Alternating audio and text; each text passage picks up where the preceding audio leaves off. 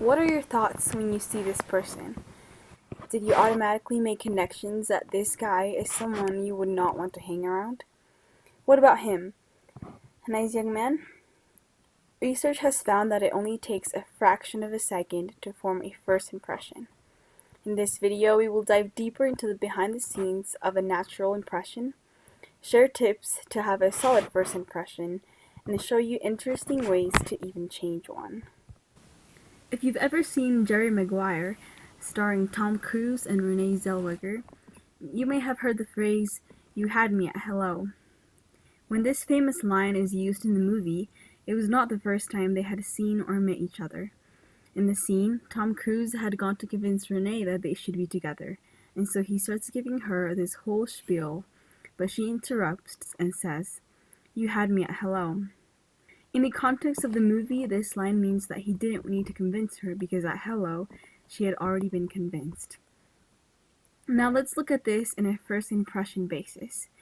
What is it you think when a stranger says hello? Does a particularly attractive individual break down some of your walls at hello?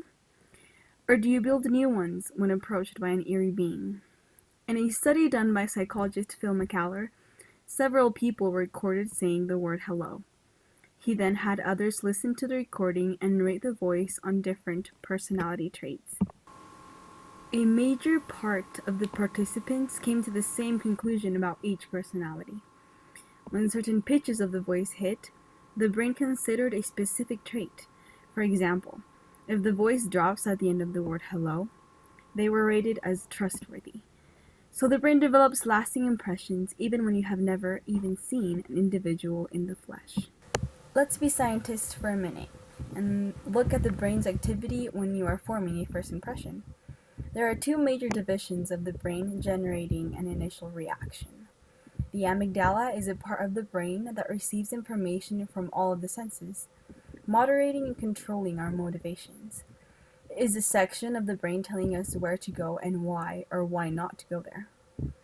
Then comes the posterior cingulate cortex, aka the PCC.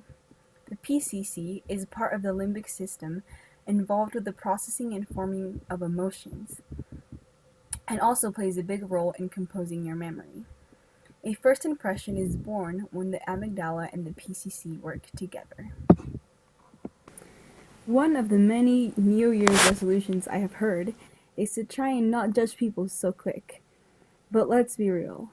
Categorizing someone in a split second is just unpreventable. Whether we want it or not, our brain puts two and two together. According to Psychology Today, meeting people activates the same region of the brain responsible for assigning prices to objects. And after we've assigned a value to a person, we make the decision about how to orient ourselves to that person. Do we want to get closer? Knowing this person's value is to us, do we want this person to be involved in our network? On a different note, many of us might try our hardest to look presentable most of the time, but you never know when you will meet someone new. Once in a while, we all have a moment of weakness, either verbally or through your actions. And it could be at that exact same time that someone is constructing a long-lasting impression about you. And though it can be hard, it is not impossible to actually mold that impression. Next up, you will hear some tips on how to change the bad impressions you may have given someone. Number 1. Perform the element of surprise. Doing something out of the ordinary brings attention to you and challenges what someone originally thought about you. If our brain has no reason to reevaluate a previous thought, then it won't.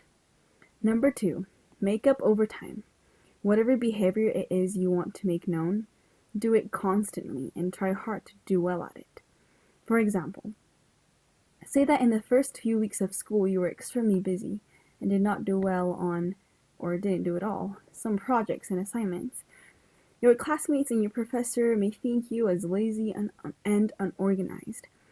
Well, then do things for the rest of the school year to prove them wrong and show who you are. Now, not only will you turn in papers on time, but turn them in early to show you are a good student. Over time, your good example will gradually extinguish a bad initial impression. Number 3. Build a stronger relationship to them. It can be easy to stay away from a person you feel you've given a bad vibe to. But because they don't know anything new or different about you, staying away will only reassure their original thoughts of you. You could have started a friendship on the wrong foot, but if you end it, you will never know if they could have become one of your best friends. Now there's a reason why someone may have told you to dress nicely for an interview or a social event. If these are often words of advice, then they must be important. So whether you may or may not be planning to meet a new individual, it's never useless to know how to rock at first impression. So here are more pointers. Try to be yourself and be calm. A solid foundation into your personality is a great way to be remembered. Emotions are contagious. People will think of you positively if they remember feeling comfortable in your presence. Appropriately present yourself. When you're at an interview, dressing accordingly will start you off just right. And if you're not able to make a statement through your clothing, be confident in your verbal language and your body language. By lifting your chest, sitting upright, and making appropriate eye contact, you could be in sweats with messy hair and still leave a great impression. Don't be afraid of good old small talk. Finding common ground with a stranger can initiate an effortless relationship you will want to continue. And last but without a doubt not least, smile. It is key to instantly lift your mood. So, even when your brain may make a first impression of someone else for you, a better New Year's resolution could be to get to know that person better. The category and stereotype you give someone new in a split second is not your choice, but how you act on that impression is completely up to you. Make a difference in this world by getting to know the real beauty behind a face.